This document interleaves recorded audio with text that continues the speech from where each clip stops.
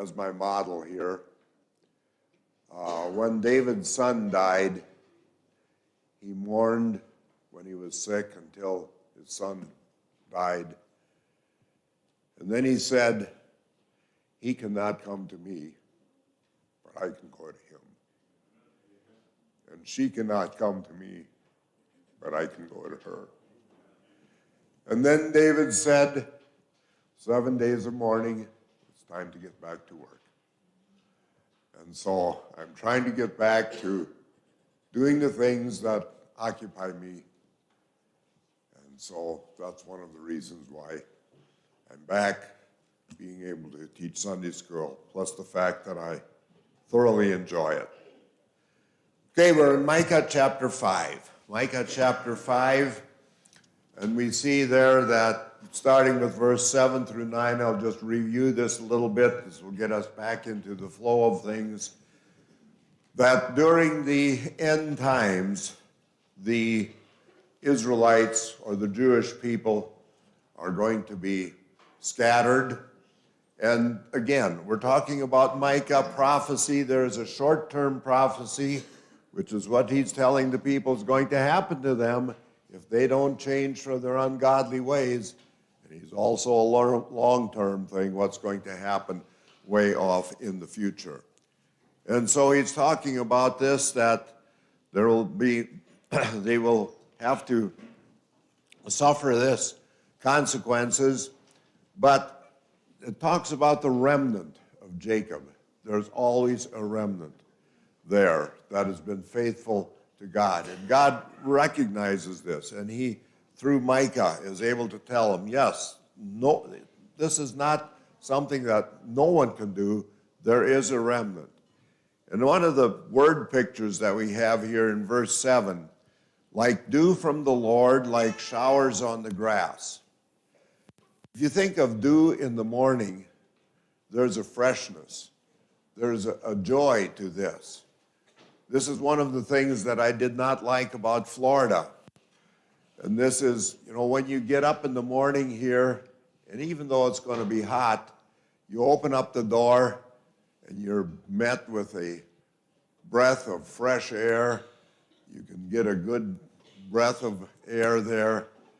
In Florida, in the summertime, when you open up the door, it's like getting slapped in the face with a wet washcloth. There's, and so there, the word picture that Micah is using is that word picture that you think of when you get up in the morning, open up the windows or open up the door, and you just have this fresh feeling there. And so God is encouraging them in that way. Okay, we'll continue on then with starting with verse 10. We ended up with verse 9 last Sunday. Verse 10 and 11 of chapter 5. In that day, declares the Lord, I will cut off your horses from among you and will destroy your chariots. And then he says, I will cut off the cities of your land and throw down all your strongholds. So in the last days, the Jews are going to be suffered. There's going to be things that are going to happen to them. But the Lord is saying that first we see the horses and the chariots are going to be taken away. What aspect of war do horses and chariots bring to you? What part of war is this? Yes. Okay, you have the cavalry, and the cavalry is used for what? Yes. Okay, so we're going forward. This is an offensive action that we have here.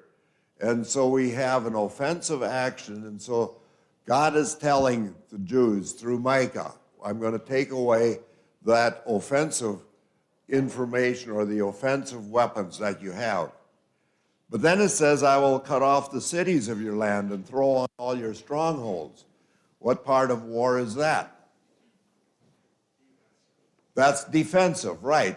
This is what helps them to keep from being overrun. And God says that he's going to destroy those also. So he's telling the people what's going to happen to them as they are not going to, if they don't turn from their wicked ways and turn to him. Then we see in verse 12, and I will cut off sorceries from your hand, and you shall have no more foretellers of fortunes. Now, they were told not to have, they were not supposed to use diviners or sorcerers and so on. This was part of the commands that they were given way back in Deuteronomy. But they had gone away from this. Now, they had gone through all of this from, they wanted leadership, they got leadership, then they weren't happy with the leadership they had, so then God gave them judges, so they had the judges, they weren't happy with that, they wanted to have things like the other nations did around them, so then they got kings, and now we're just about to the end of the kings. The kings they were wicked, they led the country in the wrong direction, they didn't lead them toward God, and now the kings were using sorcerers and Ouija boards, their version of the Ouija board and things of that nature, to try and determine what they were supposed to be doing, how they were supposed to rule. And obviously, what was the direction that they were supposed, where were they supposed to get their direction from? God, right. They were supposed to get their direction from God, but they weren't doing this. They were getting their direction from the fortune tellers and the sorcerers and all of these types of individuals. And so since they were doing this, God told them, I will cut off your carved images and your pillars from among you, and you shall bow down no more to the work of your hands. So we have the aspect that they were having these idols. There were two very common idols that they had. One of these was Baal worship. Baal was the male god. It was a very powerful figure in their eyes, and so they worshiped Baal. And the other one was Asherah. Now, Asherah is also, when it talks about the pillars were the idols that pointed to Asherah. Asherah was the female god. And so this brought about the temple prostitution and all of this type of thing, extreme wickedness that was taking place in the temple of God, which was supposed to be a holy place. And so God says that he is going to destroy those things from them, so they won't be able to depend on that. Now in Deuteronomy chapter 32, verses 35 through 36, it says, vengeance is mine and recompense. For the time when their foot shall slip, for the day of their calamity is at hand, and their doom comes swiftly. For the Lord will vindicate his people and have compassion on his servants. So we also see here that God is using foreign nations to bring about the punishment on the Jewish people. And so the righteous Jews probably had the idea that they wanted to have vengeance on them.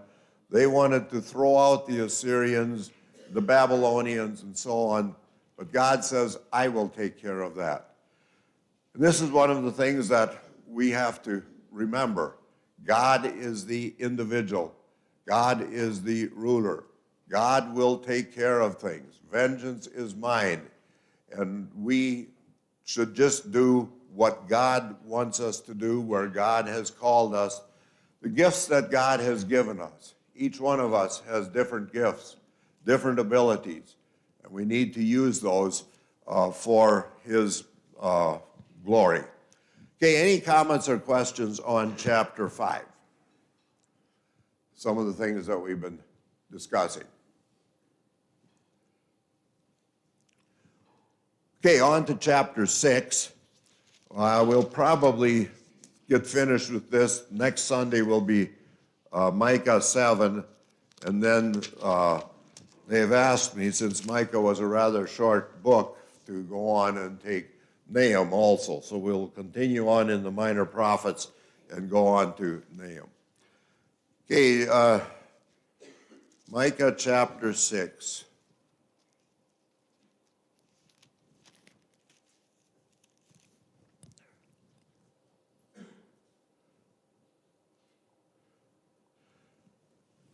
Okay, Micah chapter 6. Hear what the Lord says. Arise, plead your case before the mountains, and let the hills hear your voice. Hear, you mountains, the indictment of the Lord, and you enduring foundations of the earth. For the Lord has an indictment against this people, and he will contend with Israel. Okay, so now, again, Micah just jumping back and forth. You have to follow this rather closely because sometimes he's speaking to the people right now. Other times he's speaking to them what's going to happen way off in the future. Sometimes he is speaking to the nations that are used to punish Israel. And so he is speaking here. In these first two verses of Micah, God is probably speaking to Micah himself. God is speaking to Micah rather than to the people. And we start out with this here again. He is calling attention to this. And there's 3 times in the book of Micah that God calls this attention, that we're supposed to hear this. So we have this pattern. What was this pattern that we had that was repeated 3 different times in the book of Micah? Now, I know that this is review, and everybody hates review. So anyway, what was the general pattern?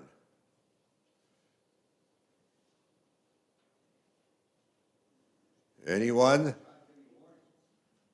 Okay.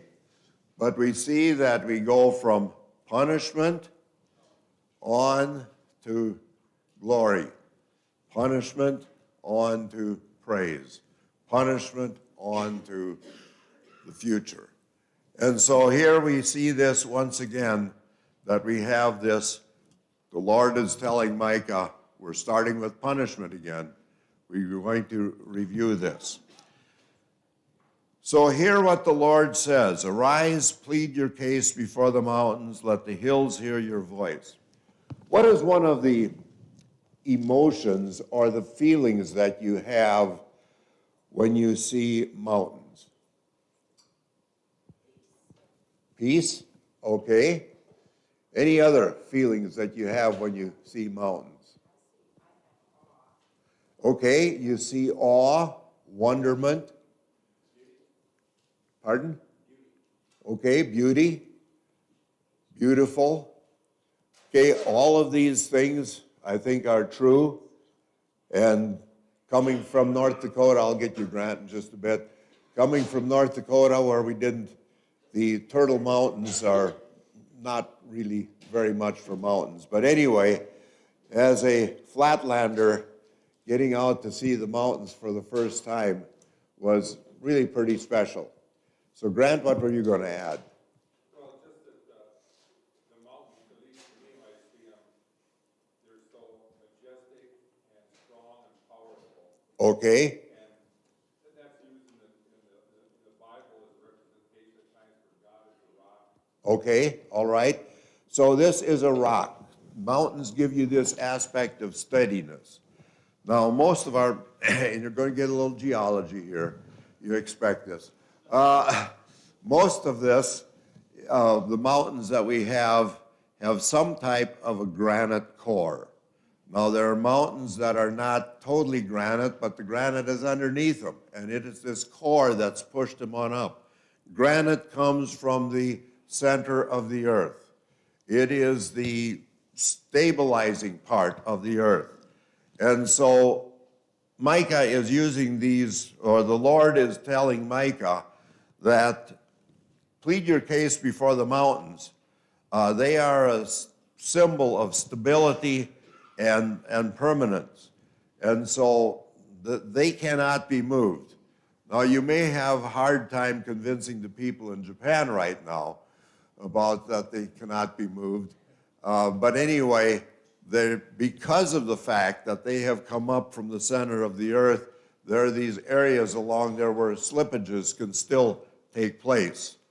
But anyway, he gives us this, that the Lord is telling Micah, you have a firm foundation on which you can base your faith on, just the same way as those mountains are firmly built there. And so that you don't have to be afraid that you can't depend on them. So the mountains are a symbol of stability, permanence that God gives. Now in the verse 3, Micah is now talking, or God is now talking to the people rather than talking to Micah. So from verse 3 through 5, he is talking to the people. Oh, my people. All right? How much simpler can it get than that? What have I done to you? How have I wearied you? Answer me. For I brought you up from the land of Egypt and redeemed you from the house of slavery, and I sent before you Moses, Aaron, and Miriam. O my people, remember what Balak, king of Moab, devised, and what Balaam the son of Beor answered him, and what happened from Shittim to Gilgal, that you may know the righteous acts of the Lord. So, what is the tenor that we have, especially of verses 3 and 4? What is the aspect of these? What's the basic thing that we see behind this?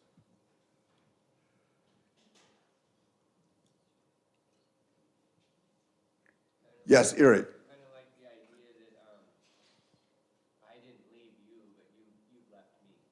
Okay. That, and young people aren't going to understand this at all, because you've got a console in the front seat of your car. All right? Some of you older ones know where I'm going with this. All right? The wife says, honey, you used to sit right next to me in the car. And he says, well, I haven't moved. You're the one that's moved. So anyway, this is what we have here. God is telling them, you've moved. And it says, you've forgotten what I've done for you. Then he asks the question, have I wearied you? I get back to my relationship with Ruth, so on many of these things. But we see here that how many times in your marriage or in your family relationship do you just take something kind of for granted? It's been coming and you take it for granted and it's not special anymore. And this is what God is telling the children of Israel. I did something special for you. And then he goes through and enumerates them. But you have forgotten those things. I know that my son-in-law mentioned this when our daughter Michelle was diagnosed with cancer.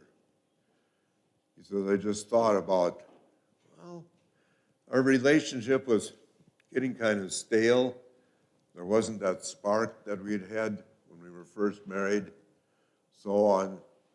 And this has brought this back, that I need to be thankful every day for what God has given me. And so Israel is being reminded of this, that they are forgetting what God has done for them. So then he enumerates that. For I have brought you up from the land of Egypt, and redeemed you from the house of slavery. I sent before you Moses. Okay, so they went down to Egypt. What was the reason why they went down to Egypt? Why the Israelites went to Egypt? Famine, right. They had a famine in Israel. Egypt was still doing well. See, Egypt was being watered by the Nile River. The Nile River flooded every year and brought in fresh soil, flooded the land, plenty of moisture, and so they did not suffer the drought that we see in Israel. Israel can be very dry and difficult land to make a living off of. The Jewish people of today have done a marvelous job of allowing water to be brought there, of changing desert land into fertile cropland, and they have really done a great job on this. But the Lord is saying here that you've forgotten that I brought you out of this slavery that they had in Egypt. And the Pharaoh that came along after the pharaohs that allowed them to come into Egypt started treating them as slaves and did a lot of things that made life very difficult for them. Then he also says, and I sent before you Moses, Aaron, and Miriam. What's the significance of God mentioning these three individuals? Given them leaders. Leaders are so important.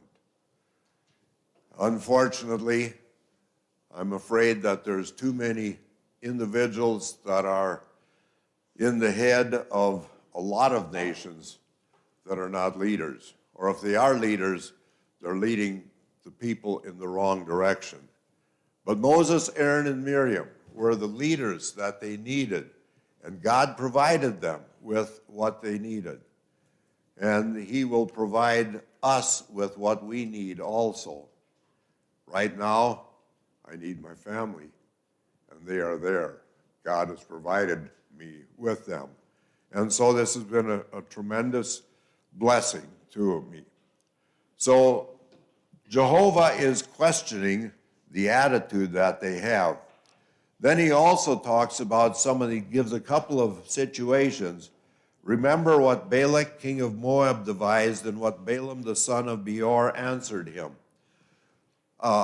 That story has always been confusing to me because I get Balak and Balaam mixed up. But what was the general story that we have here? I know I'm taxing your memory again. Yes.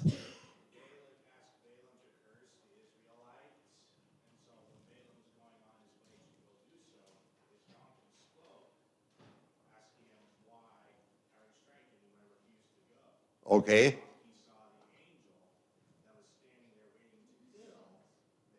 All right.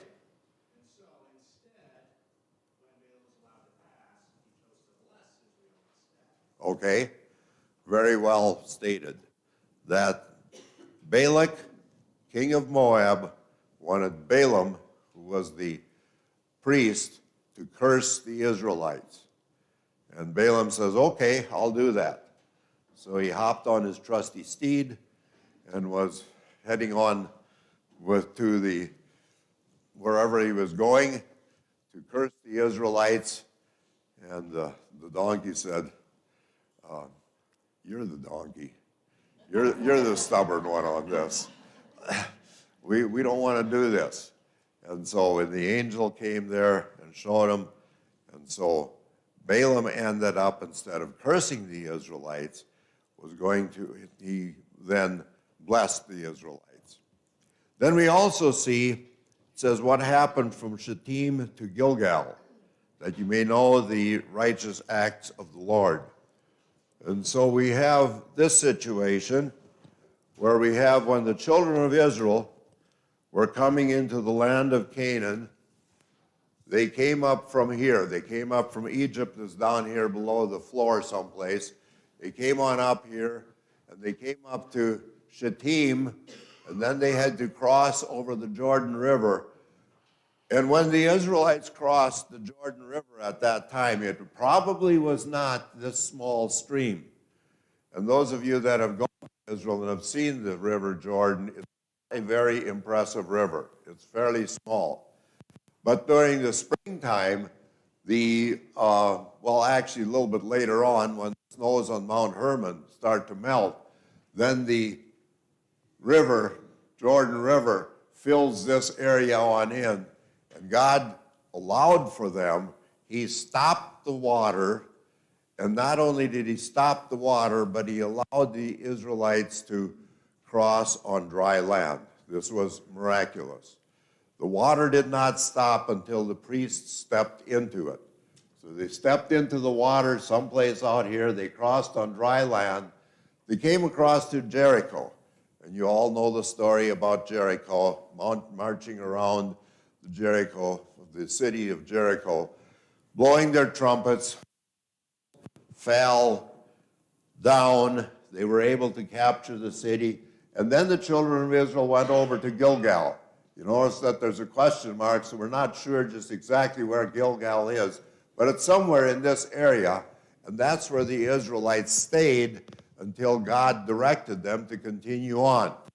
And as they continued on, the next place that they tried to capture was Ai and Bethel, and after that tremendous victory that they had at Jericho, they went to Ai and they fell flat on their face because they decided that they were going to do this on their own instead of asking for the Lord's help.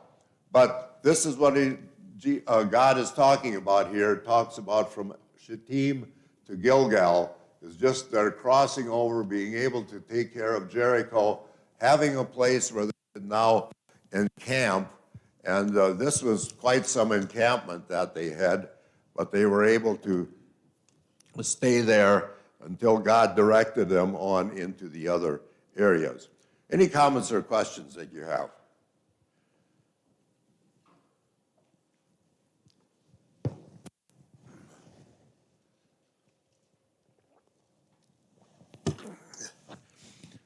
Okay, as we continue on with verse 8.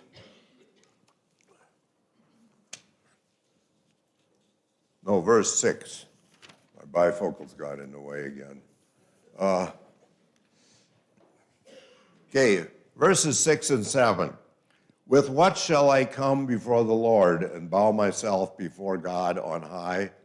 Shall I come before him with burnt offerings, with calves a year old? Will the Lord be pleased with thousands of rams, with 10,000 rivers of oil? Shall I give my firstborn for my transgression, the fruit of my body for the sin of my soul? So the Lord is speaking again through Micah, and what is he asking the children of Israel at this point?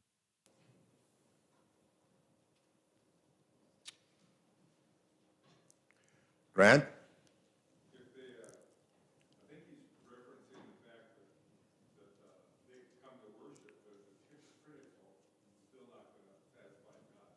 Okay. They've come to worship. Yes, Eric. I think that he's pointing out the lack of repentance Okay. in their acts of worship. All right. He's pointing out the lack of repentance. Any other things that you see here? What about the progression of the sacrifices? It starts out with, shall I bow myself before God? Then it says, shall I come with burnt offerings? So a burnt offering would take more finances, more work, so on, than just bowing down before God. This means that you had to purchase or bring some of your own livestock, whether this would be a dove or lambs or whatever it is. The economic condition of the family determined to some extent what type of animal they could bring. So God is pointing this out that, is it good enough for you to bow down, Or do we need to have a sacrifice of some time? And it talks about a calf, which is a year old. So this would be a significant financial investment. Then he ups the ante a little bit and says, will the Lord be pleased with thousands of rams? So if the calf isn't good enough, how about if you have 1,000 rams? And if the 1,000 rams aren't good enough, then he comes up with 10,000 of rivers of oil. Okay, now this is olive oil that they're talking about. This was a precious commodity. It says that will the Lord be pleased with 10,000 rivers of oil? This is a tremendous amount of oil. Probably have to have all of the olives of Israel to be able to do this. Then shall I give my firstborn for my transgression? So we see this progression going from a rather simple and not a very expensive thing, which just means to bow down and pray to the Lord, and we're going on to something that would be to sacrifice your firstborn, which would be one of the ultimate sacrifices that a would be able to make. And so he is saying, you know, which one of these is better? And I'm putting the question to you. Yes, Flora.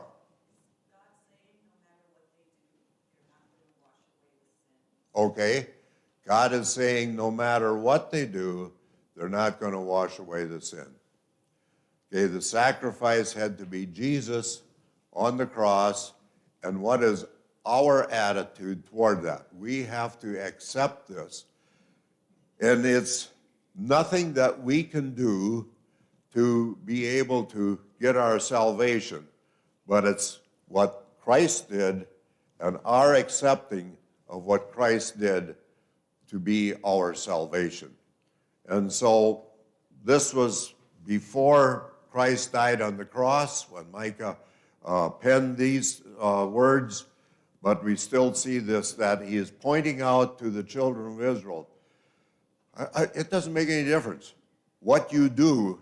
If you're doing this type of thing, these sacrifices, with the attitude that you have, they're worthless. They don't get you any place. And so this is one of the things that he is trying to point out. So it's not the increase of the sacrifice, the increase of the cost of sacrifice that Yahweh requires us to accept him and to live according to his means. And that is not, I'm not trying to say that we can earn our salvation by how we live, but we have our salvation because of who Christ is and what he has done for us. Any comments or questions? Yes, Gordy. I think a lot of people who may consider themselves Christians see life sort of as the scales. Right. I know I've done wrong, but I'm a pretty good person. Right. That kind of balances this out. Okay. This shoots that, puts it in the grave. Right. Yes. The highest sacrifice you can make is not good enough. Right. And so what Gordy is saying for those, some of you that are at the back of the room, is that people try and make this balance the good against the evil. And yeah, you've told some lies. You may have even walked off with something out of the Walmarts without paying for it and so on. But, you know, I've also thrown quite a bit of money into the Salvation Army baskets and things like this. And so that should balance those things off. No, it doesn't.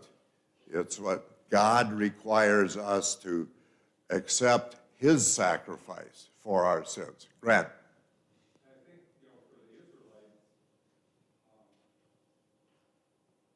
I think with these latter minor prophets, as we call them, that are coming, Micah is coming, of course, just before the beginning of the Babylonian captivity.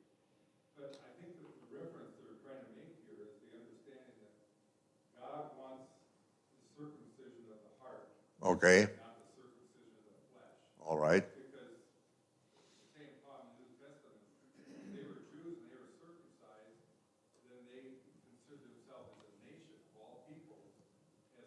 Right. Since they were sons of Abraham, they were good enough. They didn't have to do anything else. And so we see that God is pointing this out. It's not what God requires of you. And then, okay, going into verse 8, he has told you, O man, what is good. And what does the Lord require of you? But to do justice and to love kindness and to walk humbly with your God.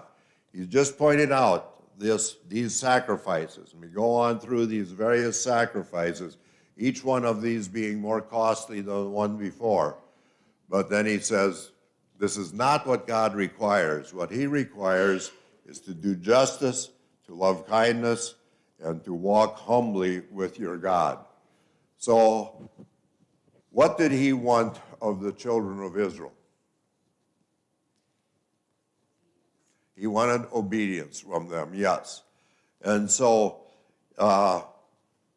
he talks about in the next verses, it talks about the way in which they were not using justice, in which they were not using justice as being their way of going about things. And also the aspect of loving kindness, to joyfully do things and to walk humbly with your God, so that they would be able to follow God, follow Yahweh in the way that he expects them to. We continue on then with verse 9. The voice of the Lord cries to the city, and it is sound wisdom to fear your name. Hear of the rod and of him who appointed it. Okay, the rod speaks of what?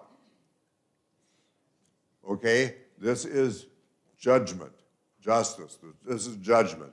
And so the rod is going to be for judgment. Can I forget any longer the treasures of wickedness in the house of the wicked, and the scant measure that is accursed?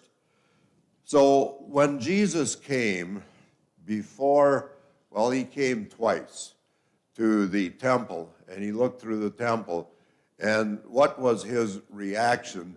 What was happening in the temple that Christ reacted so violently to? Okay, the money changers, and so you think money changers. Okay, it was just changing from euros to francs or something like that. See, what is the Israeli, rubles, isn't it? Ruble? Pardon? Shekels, yeah. Actually, it's the new shekels now. So anyway, so the money changers were not changing from Egyptian money to shekels necessarily. The money changers here were thieves. They were robbing the people. They were pushing, the extra change underneath the table all of the time. And so in a scant measure. They have the balance scales, and the rulers would have a light weight and a heavy weight. And depending upon whether they were buying or selling, they would now determine which weight that they would use.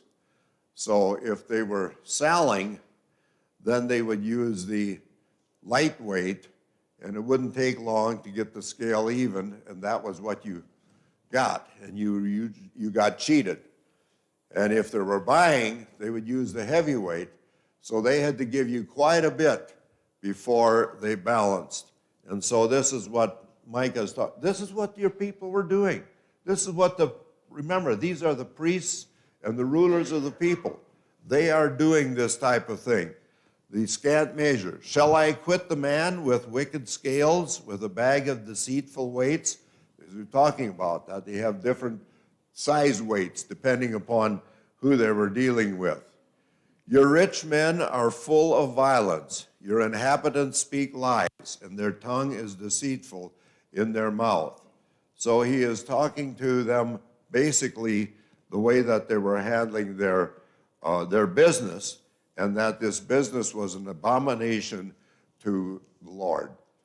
Okay, that is about the end of our time, so I didn't quite get through chapter 6, but we'll finish that and see how far we get in chapter 7. next Sunday. Any questions or comments you have? Yes, Flora. Okay. All right. Right. Okay.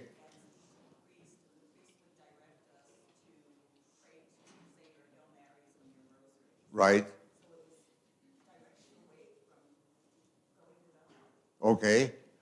So in the Catholic Church, you are pointed to praying to Mary, going to the priest for confession instead of going to God. Any other comments or questions? Yes. Back here for basically short time, but I'm actually teaching Sunday school down in Florida. We're going through kind of what we do here. I'm doing a Bible survey of Proverbs. And it happened that you came to this verse this week. This was my challenge last week when I did the Sunday school lesson where it's talking about husbands and wives and the virtuous woman, Proverbs. And ended the whole class on the challenge of Micah, verse 8 here. He has shown me, O man, what is good, and what doth the Lord require of thee. To do justly, to love mercy, and to walk humbly with thy God. And that was my challenge for our folks, that even in your married life, and as a virtuous woman, it's our challenge to do exactly what God has told us here. Okay. And he showed us what's good. And I just said, wow, I'm here at this time, and this is the verse that you were brought out today, and I'm going to praise the Lord. Okay. Thank you. Okay, you are dismissed, and we'll see you next Sunday, Lord willing.